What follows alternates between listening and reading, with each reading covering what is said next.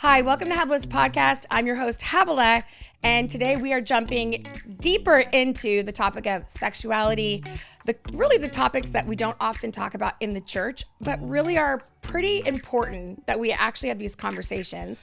And I know that you guys have, if you were here last time, I talked about the science of sex. We've been talking about where you learn about sex, but now we're going to have a conversation around being single and having sex or not having sex or, all the things. And what I wanted to do today was I wanted to have a conversation with somebody that is a friend, but also somebody who I know is using her incredible energy, strength, intellect to build healthy sexuality in the church and at the faith community at large. And so I invited Elles Maddry to be with me today. Now, before I give her the full introduction, her and her husband are directors of Moral Revolution. And if you've never heard of that organization, it's an incredible organization. In fact, my husband and I were directors of Moral Revolution for 6 years before Elles and her husband took over. And between that, Kate and her husband, Cole, led it. And it's really an organization where they spend a ton of time working on healthy sexuality in the church, deconstructing weird theology, and helping just to empower people in the culture that we live in to not ignore their sexuality, but to be empowered to live a healthy sexual life in their life, whether you're married or not married, or whether you're divorced or whatever it might be. And so I felt like it'd be important to have a conversation around this. So I'm thrilled, Elles, that you're here. I'm so thrilled that you're here. And I love what you and your husband represent. I love that you dedicate your time, energy, and everything to Moral Revolution. And that's been like an interesting undertaking for you. Because did you think you would do that? No, I had no inkling that this would ever happen. By the way, I'm so honored to be here. Thank you for having me. I love having you I here. was like, I'm going to sit down with the OG on this topic today. I'm like, what can I learn, honestly? I kind of felt that way too. I'm like, gosh, this is Elles. I'm almost 10 years out from having run Moral Revolution. Yeah. So I'm sitting here thinking, I wonder what culturally has shifted and how you talk about the things we're going to talk about. Oh my Because goodness. even getting into this topic, I started going through my old notes and old content, and I'm like, oh, this is so important. Yeah. It's just something that never goes away. Now I have 4 teenagers in my life. So I'm like, let's talk more about sex, but not, maybe not with them entirely, but Right. So I want to ask. Actually, I was talking to your teenagers about sex last week. Were you we really? Speaking at their school. We were like, don't make eye contact with know. the Cunnington boys. They don't want make eye anyone to contact. know that we know them. I'm like, look at them dead in the face and talk. No, I'm kidding. Yeah. But yeah, it's a topic. It's funny. You have to kind of approach it a lot. So Yeah. I guess I thought we'd have a really good conversation around kind of what it's like to be single and what it's like to be in the church. And I want to talk about dating apps. I want to get into what are lies that we believe. Yeah. Even at the end of this, towards the end, I want to talk about what does a healthy dating life looks like as a Christian. Like, are there actually standards? And then probably even get into how far is too far. So if you're watching this episode, stick with us because we're going to keep getting into like the different layers of what we're going to talk about. So I guess my question to you is, having taken on Moral Revolution, what do you guys do for those that are listening and never heard this? And why is it important to you? Yeah. Well, so we took on Moral Revolution and like I mentioned earlier, we never expected to do this.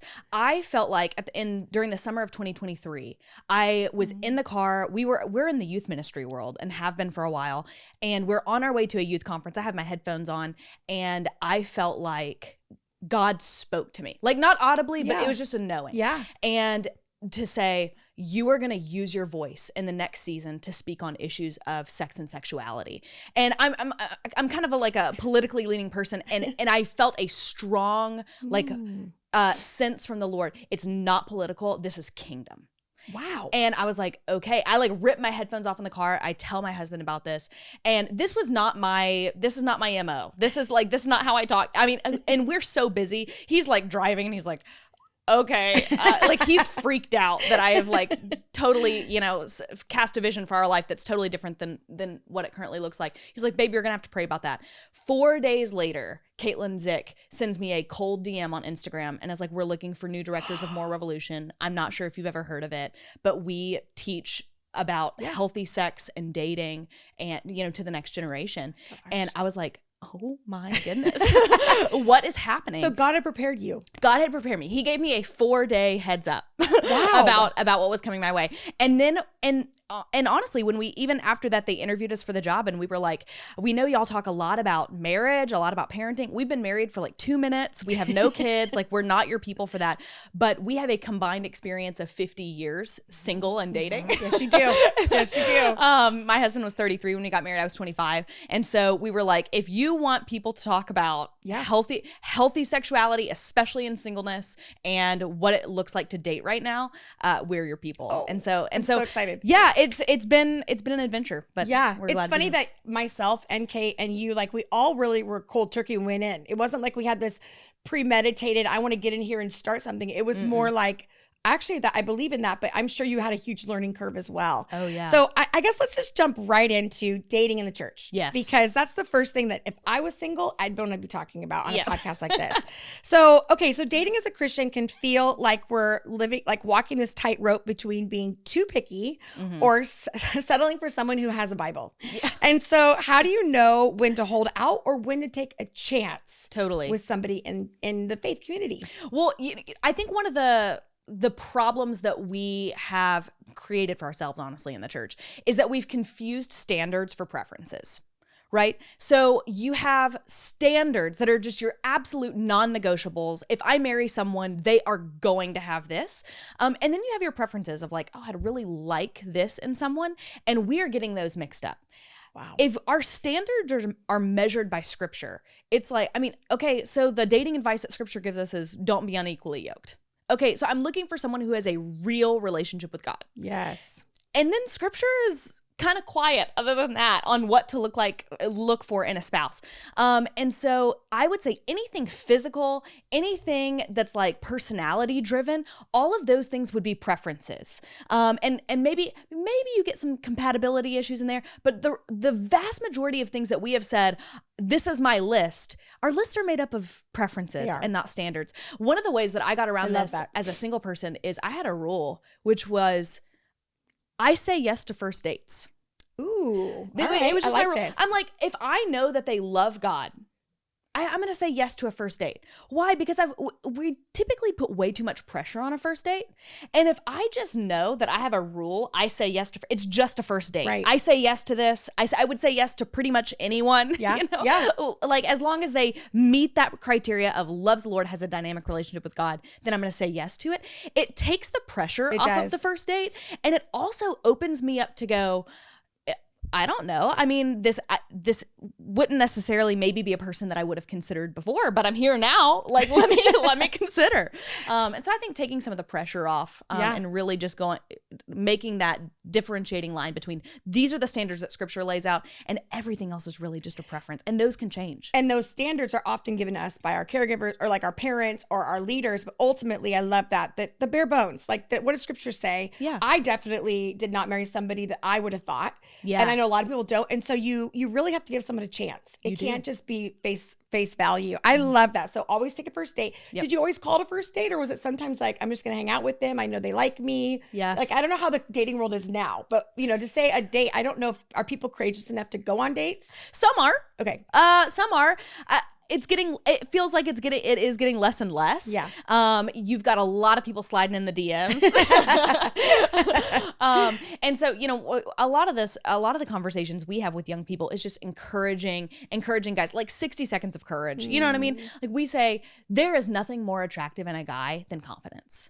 If you can just have the confidence for 30 seconds to say, hey, I think you're cool, let's grab coffee, then I would consider that a first date. I don't think you always have to be like, so is this a date? Yeah. You don't have to put the standard or the pressure on defining what it is at the very beginning. But yeah, some people do. I love that. I love that. The differences between a standard and preferences and being really clear about that. That's excellent, because you can write off really great people because of what you prefer rather than a standard. Let me ask you this, because you mentioned that Ben was not what you were expecting. No. How did you wrap your head around that at the very beginning?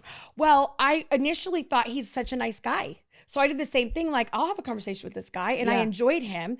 And then one of my, I would say, standards versus preferences, standards was that he had to be a trustworthy person. Like, I had to feel that I was getting the authentic person. Yeah. And so I met a lot of guys and had relationships with guys that I just felt like there was always like, who am I getting? And I felt like he was almost so humble and didn't know that he was so uncool that it almost was attractive. Like, you're not propping yourself up. But some of my preferences that I thought were standards were like, I wanted him to be in ministry, or I wanted him to have a vision. And those things weren't actually. In fact, God put us together, and that's how it happened. So I personally think, I don't know if you've heard it, again, not to sideline too much, but I think Jordan Peterson talks about how lobsters mate, and how lobsters, they pick like all the lobster women, I don't know what they're called. They look for the most viable lobster, and they all fight for that one lobster. And then, and the reason they do that is because biologically they know that should be reduplicated, like that reproduced. Yeah. And so that's what I think a lot of times with women, in the beginning, we have this one or two or three guys that we all the girls want to date. Right. And it's not because they're so amazing. I think that just biologically, there's something innate. There's something innate that they should be reproduced. And if I can help do that, I'm open, right? I'd like to reproduce that on the earth. That is but so then funny. they said, and they talk about it like with the lobster, that ultimately as you get older, you stop just going after that one because they're already being reproduced, and you start looking for other ones that can be reproduced. So not to like take away the beauty and all the what God has, but it did help me understand a little more of like, why is everybody swarming around one person versus like, if you're not being picked, or someone isn't seeing you, understand that it might be a biological thing. Like, it may take a couple years for people to begin to see the right people. Because right in the beginning, it's just, I think you're horny and you're young and you want to reproduce whatever looks right, versus like an actual long time relationship. I don't know if that's true, but yeah. Well, and it totally makes sense. The sad thing is that I've seen the longer someone stays single, the longer their list becomes of what they're looking for. And so and a lot of it is informed by like previous trauma, or, and the more you learn about yourself and you're trying to protect yourself, and you're putting all these layers of protection and of self-protection in place, and you're actually closing yourself off to what's out there. And, the very nature of relationships is there's risk involved. There is. Why? Because love is a choice. I mean, you have to be able to choose to love someone or choose not to. That's right. That's a really scary leap to make. It is. I also see people, they want to pick somebody that makes them look successful. So they have a deep down insecurity. So I will find that one guy that picks me. So then there's credibility, but then they fall for the guy that maybe not everyone's going to be wowed by. And they have this dilemma between, I should get this kind of guy because then everyone will think I'm amazing and I'm worthy, versus actually marrying for love and marrying for the right person. They just have to do it for you. They don't do it for anybody else. They just have to do it for you. Okay, here's another question. So God will bring you the one when you least expect it. We kind of hear this term. So that's great, but is that actually biblical? And is it just a Christianized version of it'll happen when you stop looking? Yeah. So like, how does that work in our world? Well, I would totally dismantle the verbiage of the one to begin with. Okay, let's do that. Yeah. I think the one is the one that you choose. The one is the one you choose. And you have, I would say the one is the one you choose is the rule. Obviously, there's always exceptions to the rule, right? But we can't go around thinking we're all the exception to the rule, because then there would be no rule. Yeah. Like you have your scriptural examples of, is it Isaac and Rebecca? And where it's like, okay, God lined up the stars at the exact moment this person came to the well, and whatever else.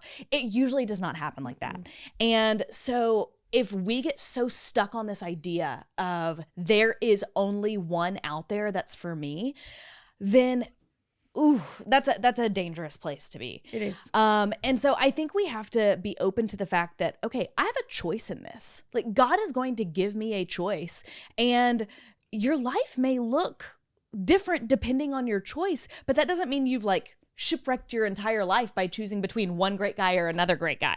That's true. And so, yeah, I would start there. What was the second part of that question? I think ultimately, like, I always say your spouse is your type. So when you marry, like I always tell Ben, like when I would get pregnant, I'd be like, you like pregnant women. You like women that have gained 40 pounds. Like that's who you like. Like that's your type, because your type is who your spouse is, right? Yes. So when we start, like, stop looking for the one. Now, it's easy to romanticize someone as the one because we can go, oh yeah, over there, that person's the one. Well, you don't live with them. You don't do their laundry. You don't do their dishes. They look amazing. Yeah. And half the time it's because some woman has made them the one and they look attractive. Yeah. But I would just question, do you think that sometimes people should like let their foot off the gas and just wait? And then when it comes, it comes? Or do you think there should be a kind of a holy pursuit of if you want to get married, you should be looking? You should be looking. 100%. All right. I think so. I love it. We were teaching a group of college students last week, and we were like, okay, 3 things you can do now to get a date. And the first one was go places and do things. Be available. Go out there. I've had friends who I think have looked up after a season of their life because they expected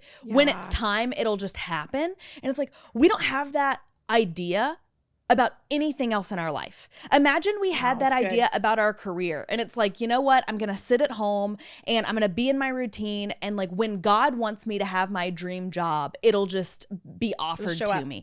That doesn't happen in any other, it doesn't happen in that area. It doesn't happen in any other area. If you want a job, you're going to set goals. You're going to perform well in the job that you're currently in. You're going to be taking steps forward to make yourself more, promotable, I guess. Yeah. I think if we want a relationship, we need to have this mentality of like, well, I'm gonna be out there. I'm gonna be meeting people, not only zeroed in on I'm trying to date everyone I see, but I am out and about. I'm meeting new people. I'm open to new relationships that God brings into my life, and I'm gonna, take the pressure off to have it look exactly how I think it should look. But I am open to what God has for me. I love that. I also think that guys can use encouragement. Yes. I hate to say that, but even for my husband, I was one that found his number and texted him first. And we were just friends, but just that initiative, like if you like somebody and you're interested, they may not walk across the room to you. So it's okay to be warm and kind, but then once you initiate, if they don't initiate, back up, because that means that they're not interested. Yeah. Now you're stalking them.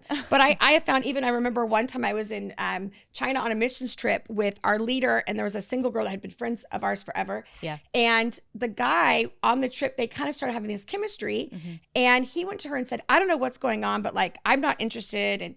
And she said, I had this holy courage. I looked at him and said, well, I want you to know I would be interested if you were. And she said, I would never have said that. They were married 6 months later.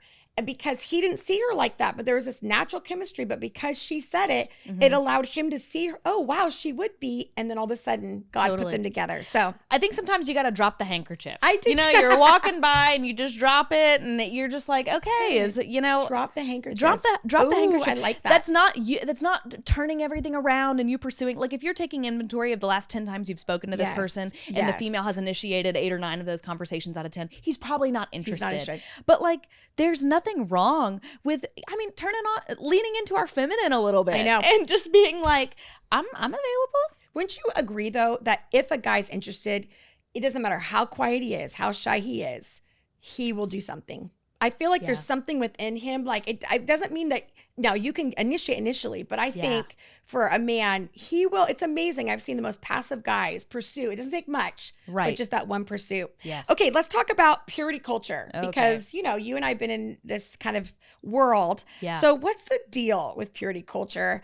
I mean, I don't want to get into the nitty gritty too much, but we know that the king of purity culture came out years ago and saying, I didn't even know if I kissed dating goodbye. I'm kissing my faith goodbye. Right. So again, newsflash, I actually went to dinner with him. Like, it's a long story. My dad had us set up for dinner, but a setup. Yes, it was not. It wasn't a date, but it was like a dinner together. It was really funny. But but I'm just curious because he was kind of this elevated person, and if you don't know what we're talking about, you can go Google him. Yep. But I'm curious, like right now, I want to go into like, what are we doing right now in the church? Is there a purity culture?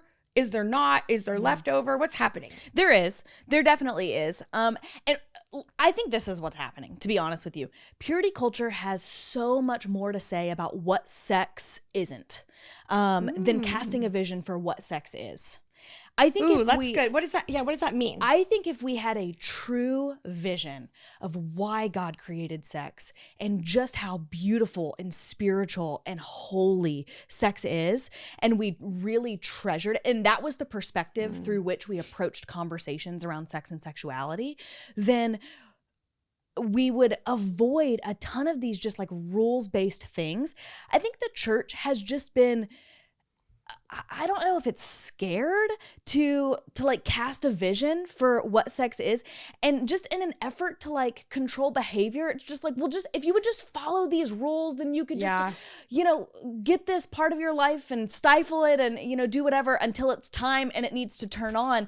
And I think that's the wrong way to go about it. One of the things that Daniel and I talk about all the time is God doesn't give us rules to control us. He gives us boundaries that protect us. But then he also gives us a choice. It's like we get to choose whether to operate according to the boundaries that God's given us or to, kind of throw caution to the wind. But the reality is there's consequences that come with that, but we do have that choice. And I think the church has just been nervous that if we give people freedom to make a choice, then they're going to choose the wrong thing and it's going to go off the rails. And so they'd rather give a list of rules to abide by than cast a vision for this is what God has for you, but you get to choose it.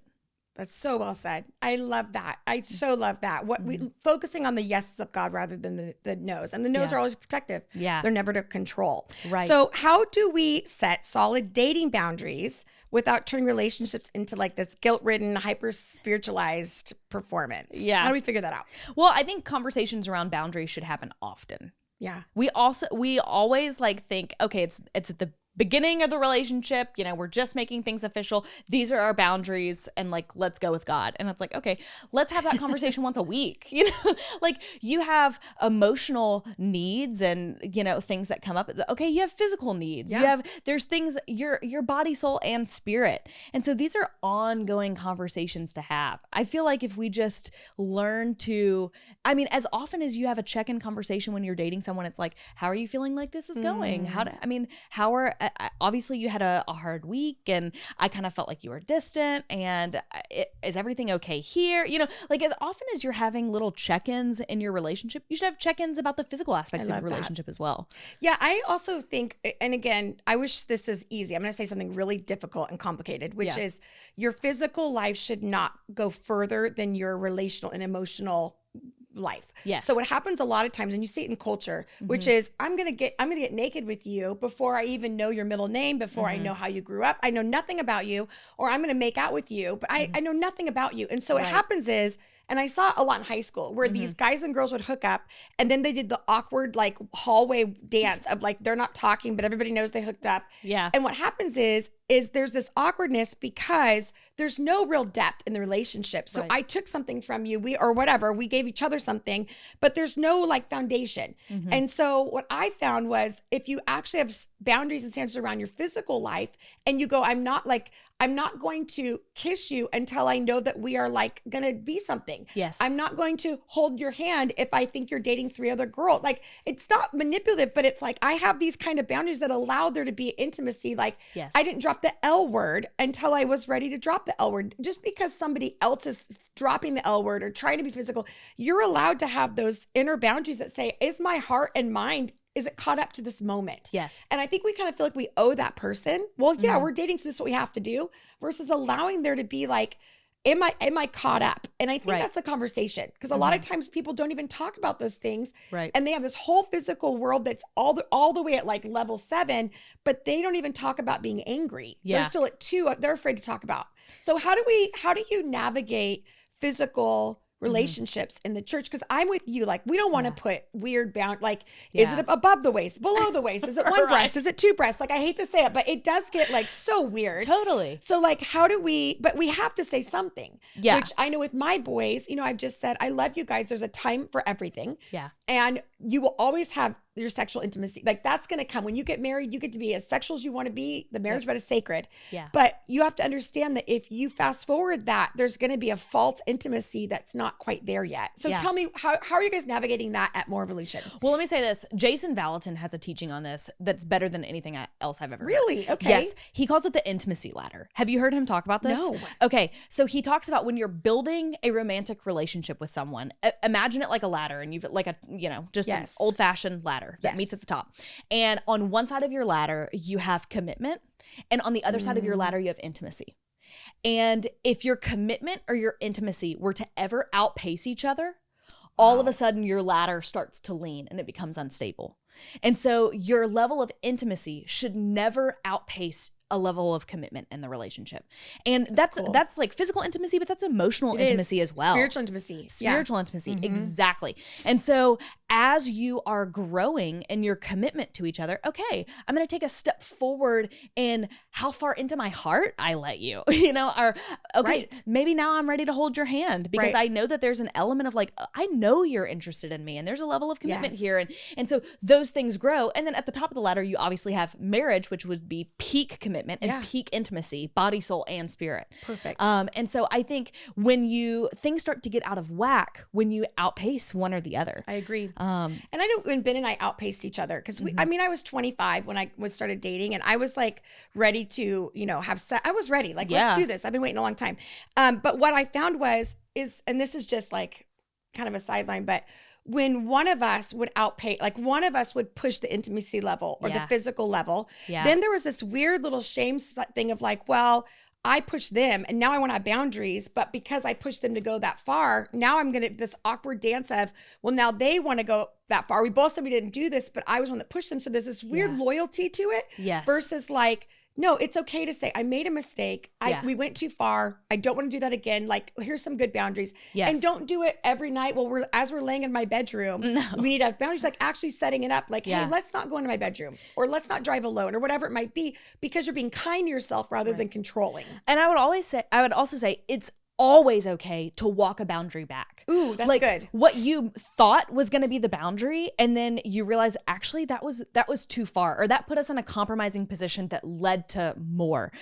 It is always okay as you're having ongoing conversations about your boundaries. If you need to walk something back, walk it back because boundaries create safety. Like I've never laid in bed in my house at night and thought, man, these walls around me are really suffocating me. Like these are keeping me back from living my best life. No, the walls in my house keep bad guys out. Like they keep what's most valuable to me protected. That's what a boundary does. Perfect. And so it's always okay to walk it back. It is interesting though, how crossing a physical boundary can make things in our emotions complicated. And it does it differently, I think, for guys and for girls. Yeah. What do you mean? So for a girl, when a boundary is crossed in a relationship, it causes her to question her trust. One, her trust for herself, and two, her trust for her partner. Like, I said I wouldn't cross this line, but then I did. Can I trust myself? Can I trust him? He's supposed to be a spiritual leader, and he said that he would abide by this, but in the heat of the moment, we blew past it. Yes. I don't know. Not only do I not know now if I can trust you with my physical life, but can I trust you with my heart? Can I trust you with our relationship? Really causes a complication emotionally in the area of trust. For a guy, I think it causes them to question their respect. Can I still respect myself? Can I still respect her? She said that she wouldn't cross this line. Interesting. And then she did. Would this have happened with someone else? Like if she was dating someone else, is she still this person that I thought she would be? Or would she have blown past this line with any other guy? Wow. And so it causes you to it causes men and women to think about it differently. But all of a sudden you have an entire level of emotional complication that gets entered into the equation that would have never been there if we had just been able to set a boundary or even reevaluate a boundary. And so I love that. And I think, to be honest, having a couple that you meet with or somebody in your world rather than your best friend who's going to, is having their own battle, finding somebody who's been there to say, hey, we're working on this. Can you guys help us? That was very important for us as well. Okay, let's jump into boundaries since we're talking about it. Yeah. So how do we actually enforce them in dating without coming off as like a legalistic robot or just hoping Jesus takes the wheel? Like how do we actually, so we talked about revisiting boundaries. Mm-hmm. Do you have that conversation initially and then like how do you set it up without it being awkward? Because a lot of people are going to listen to this and go, I'm in a relationship. We never set boundaries. Is it going to come off controlling or manipulative or I'm going to feel like a mother in the middle? So how do I stay powerful without looking like I'm trying to parent this relationship? Right. I think when you lead with vulnerability of this, hey, I want to have a conversation about this. I really care about our relationship. I think you're really great. I want to keep taking steps forward with you. I feel like if we don't have this conversation about this, then we might put ourselves in a compromising position. And so like leading with this, my goal is connection. Yeah. My goal is, I mean, fill in the blank with your goal for the relationship.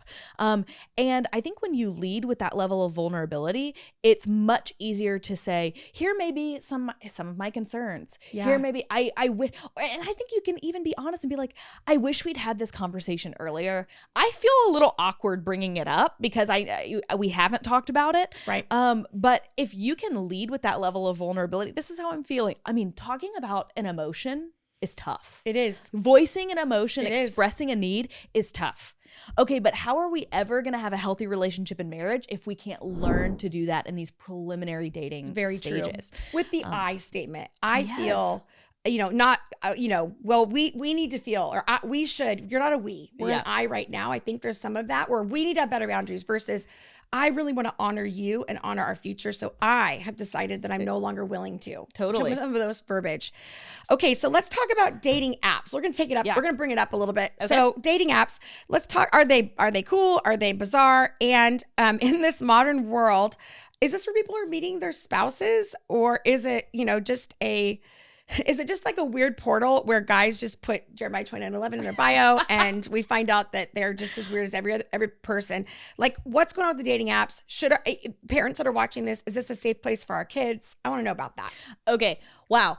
Yes to everything. Yes, people are meeting there. Yes, it's weird. Yes, it's awkward. And I don't know about yes, I would put my kids on a dating app. Adult children. Yeah. Okay, adult children. Then yes. So yeah, people are definitely meeting on dating apps. Is there a high percentage of that? Yeah. Okay. Yeah. It's A lot of people are meeting on dating apps. And a lot of people are chatting on Instagram too. Oh. We also tell people, we're like, oh, you want to meet your spouse? If you're single, Yes. take your profile off private. 100%. I have a very good friend who was like a super, super great guy, attractive, loved God. I mean, just like the guy's guy that everybody wanted to be with. And he was like, if I see a girl, we were both single at the same time. We'd have conversations like this all the time. He said, if I see a girl that I think is cute and I go to look her up on social media and her Instagram is private, like if I can't access her profile at all, he's like, I'm just on to the next. I agree. Lock and key. Like, I don't need to, I'm not going to stalk you. Totally. Right. And so that would be super simple. People are sliding into the DMs. Yeah. And I mean, that's how people are meeting today. Yeah. And so, the way dating happens changes in every generation. This is happening in our generation. I think that we should try and be intentional about bringing things in person, not letting, not chatting for too long, not letting it go on and on and on. But yeah, that's definitely how people are meeting. There's different reputations that different apps have. I've heard this. Yeah. There's different. Yeah. Yeah. I mean, I think as I would have thought, I would have never gone on Tinder. Yeah. Because Tinder is known as like the hookup app. Right. So it's like, if I know that my goal is to meet someone that I'm going to marry, well, I'm not going to sign up for the hookup app Is for that. Hinge?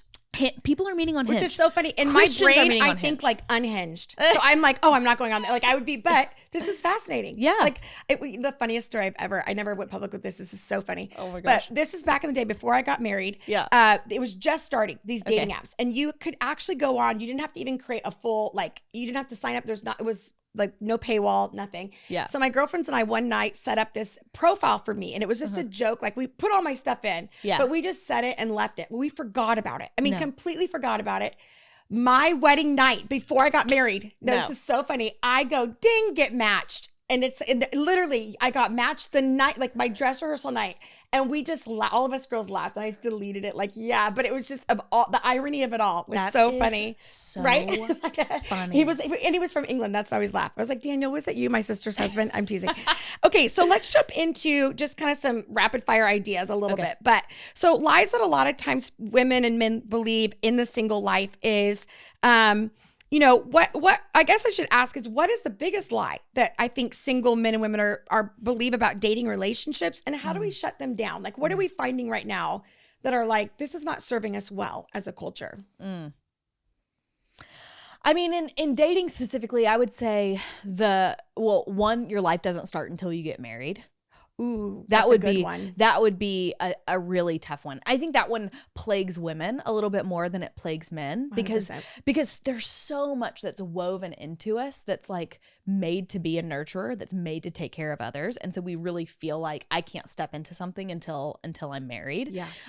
So I remember that feeling. Oh yeah, I do too.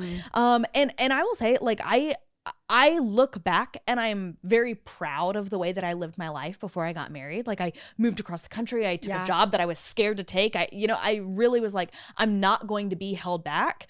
And even looking back and being like, I really did a lot while I was single, and I'm proud of that. I can remember being single and still feel, as I'm like living the adventure, still feeling like, am I gonna feel like my life is gonna start when I get married?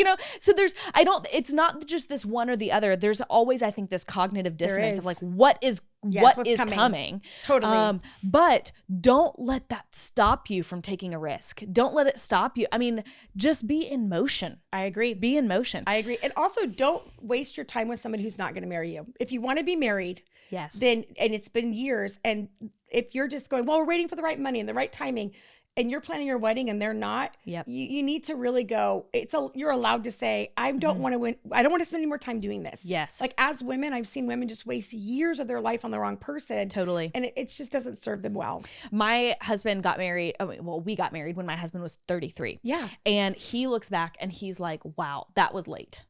It was really late. Like, maybe we should have taken it. We knew each other for a long time. Right. And he was like, we should have taken that step earlier. But there was so much fear that held him back. Yeah, and, I get it. And so now when we talk to young people, we're like, get married. Stop. And it's crazy because, there's the generation before us was getting married so young. And now you're seeing people well into their 30s waiting to get married, waiting to start a family. And it's not because God is like, well, this generation needs to wait longer. I'm going to wait longer to tell them to get married. No, there are some things that are happening in our hearts and our emotions and just in culture at large that's saying, you need to wait until you have this figured out, or you need to wait until this happens, or you need to wait until you meet a person who has this, this, and this. And that is it's not doing anything good for our culture. I mean, Daniel would look back and be like, I really wish we'd gotten married earlier. That's good to hear. Yeah. I think for even people that are listening to this that are like, we're waiting, but like to know, and I feel the same way, even with our kids, it's like, I remember someone saying, if you know you're going to do life together, then do it. If you know you're going to have kids, then do it. Like, this whole idea that it's your normal is going to change. So this idea to set up your normal, it's not gonna be normal. And you're never going to show up and just feel ready. You're not. It's just not going to happen. I think we have this perception of like, one day when I've experienced enough, I will then feel like it is time to take the next step. Yes. And I have just not felt that about much, to be honest. I feel like I have been thrown into multiple aspects of life scared. Yeah. And it's like, and we're just going to learn on the go. Yeah. I really love your philosophy of like taking risks. The idea of we don't do anything else in our life by making sure it's the perfect job. So I'm just not going to have a job until I have the perfect job. This kind of idea of waiting for perfect. Yeah. We don't do that anywhere else in our lives except for this. So I love that core concept. Okay. So what do you say to somebody who's watching this, Christians, right, who feel like they're falling behind in life because they're not married? Which is a real thing. First of all, I have so much empathy. Me too. So much empathy. I was 25 when I got married. You were 27? I was 25 and single. 25 and single. Mm-hmm. I mean, it's so funny. Like, I'm like, 25 was so young. I know. But in the moment, it felt like. I had friends that had gotten married or they're on their second kid or third kid. And you're like, I'm not even dating. It was a big deal. And now I'm friends now with a ton of girls who are early 30s and it's not happened for them yet. And so I think I would lead with empathy. I'm just like, look, I know what that feels. Well, I don't, not past 25, but like, I can imagine that would be really painful. Yeah. But there's something to say for just being faithful, for taking the next right step, and for being super plugged into the season of life that you're in. That's right. Like, how totally committed could I be to where God has me? And just trusting that it'll happen when it happens. Yeah. But I'm not shut down until then. Right. I'm open. I'm available. I'm going to the young adult ministry. Right. I'm meeting people. Right. You know what I mean? Like, I'm putting myself in a position to where it will happen when it happens. But I'm just gonna be faithful to where God has me right now. I agree. And that your singleness is not a sign that you're undeserving, No. unworthy, unattractive. It really doesn't. I've met the most attractive, beautiful, powerful people that aren't married, aren't dating. It's not a reflection of that. And I remember the moment I had this breakthrough in my own self when I was single, because I had been in 17 weddings. I mean, I had done all the thing. I remember someone said, well, you could be married today. And it was like, I had never thought about it like that. Like, I could find someone to marry you today. So if you want to be married and that's your number one goal, we'll get you married. Yeah. But you want the right one. And so it was this whole pressure of, if I want to get married, can I? Versus like, you could marry any fool. Yeah. That's not going to be hard to find you a fool. But you want to marry the right person. So that whole core concept is very empowering, I felt, and very important. My little sister got married before I did. And She did? Yeah, she did. A few years before me. And she got married as an infant. She was like weeks away from 21. She was so young. And I remember in that season, people were kind of trepidatious around me because they were like, I don't know, how's she doing? And I just remember feeling so solid in I would rather be single than have married the wrong person or have married someone who would have like not been compatible for my life and where I'm going. And so her getting married before me didn't bother me that much because I was like, when it's right, it'll be right. And then we're off to the races. Good for you. I'm glad you had that thought because not everybody does. So that's an excellent thought. Yeah. I'd rather be single. Someone said it's the worst day single is better than a day in the life of the wrong marriage. Yes. And I'm like, that's a great core Marriage concept. is so long. It's so long. I've been in it for like no time at all. And I'm like, wow, we our whole lives, the rest of our lives are going to be together. I think every day the gravity of that decision sinks in for me a little bit more. It's a big deal. And I'm like, okay, this is worth getting right.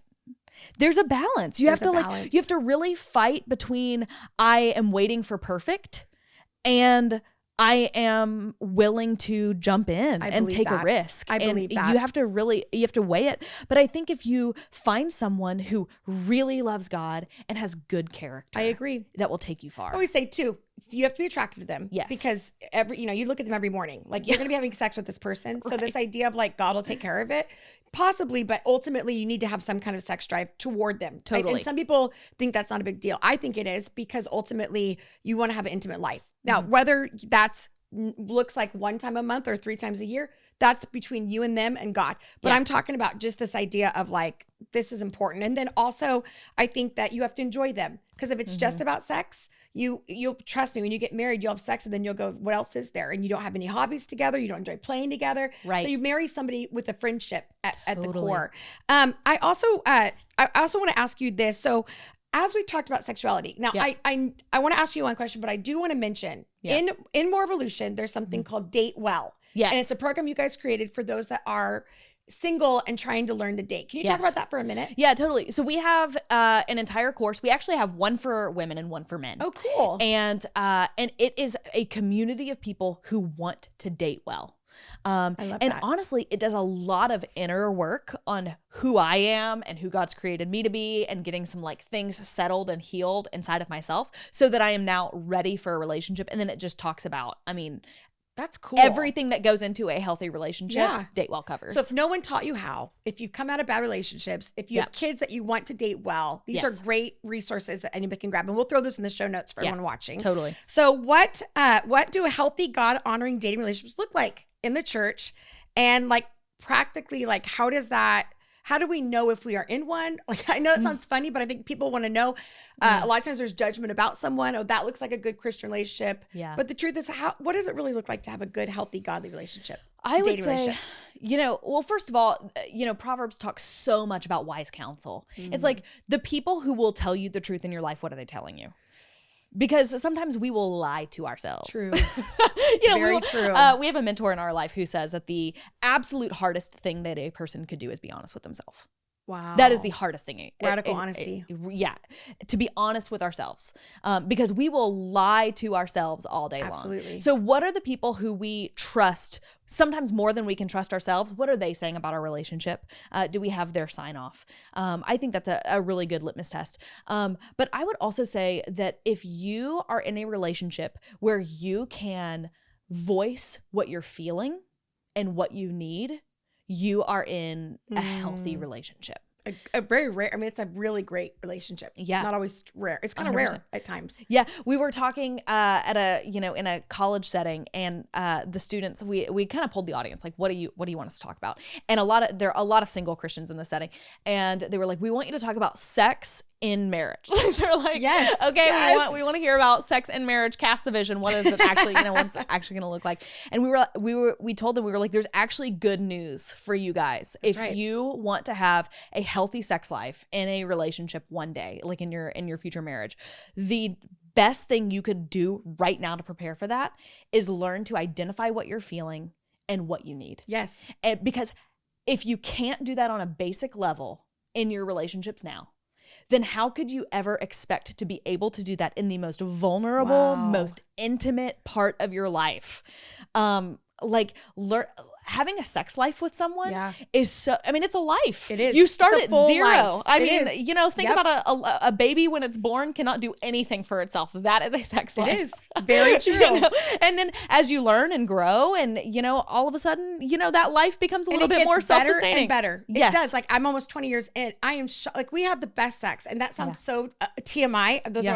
But it has to do with, we've had ups, we've had downs, we've had dry spouts and full spouts. I mean, we've had it all, right? Totally. But ultimately, it's the life that you're building with somebody. And I'm shocked that I would even say, if you want a great sex life, don't have sex outside of marriage. Yeah. Because that's not a theological thing. They're finding even statistically that people that have multiple sex partners, there's adding comparison in the bedroom. They're adding complication in the bedroom. Totally. It's really not servicing ourselves in our own, like, even just sex lives. It's not serving us as well. So I always just say, if you want that, obviously sustained sex, if and if you haven't now, you should. But then also, like you said, being able to communicate what you need. Well, and imagine, Havilah, if you were 20 years into marriage and you had never once been able to communicate, this is actually what I need out of my sex life. Like, if you I like this, I don't like this. I know. Exactly.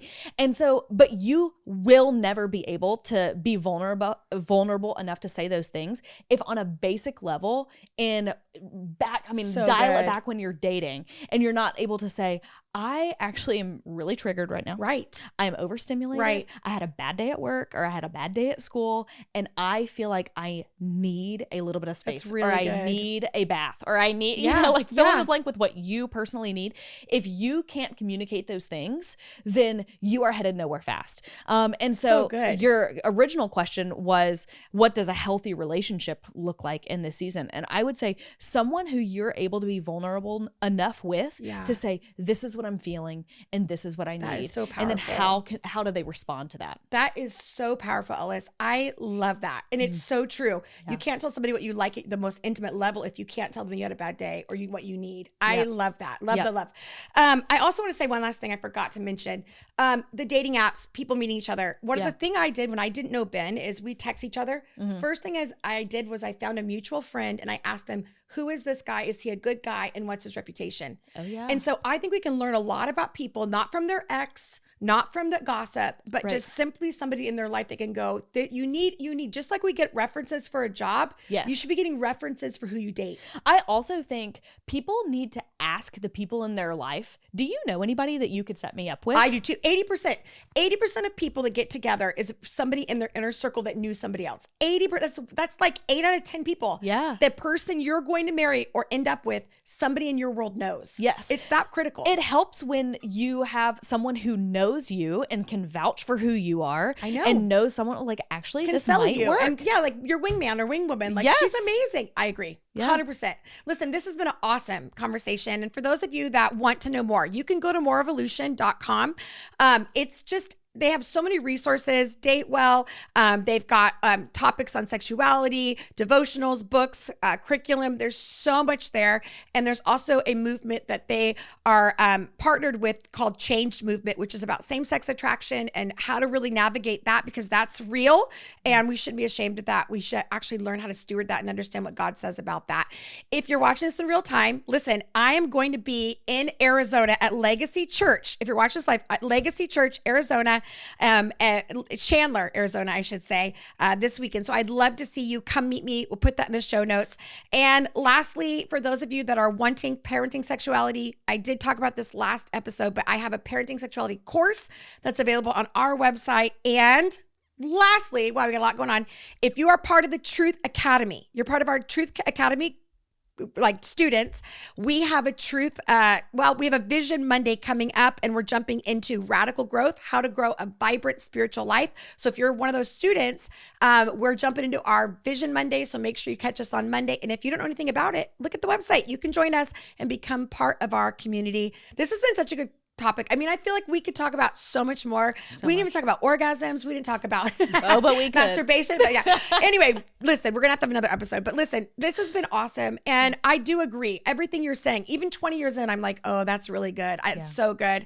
So thank you for being here today. Again, the goal is never about requirements and rules. It's always about relationship and who God's called us to be on the earth. You can always press reset. You can always ask forgiveness. You can always start again. Nothing is fatal. Nothing is final. You can always have a fresh start with God, which is awesome. Yeah. And if you have questions about this or concerns, or you want us to talk more on this topic, let us know. Slide into our DMs. Let us know that this is important. And anything else around this topic, again, Ellis is incredible. You will love her and her husband over at More Evolution. Until next time, thank you for being here and have a great day.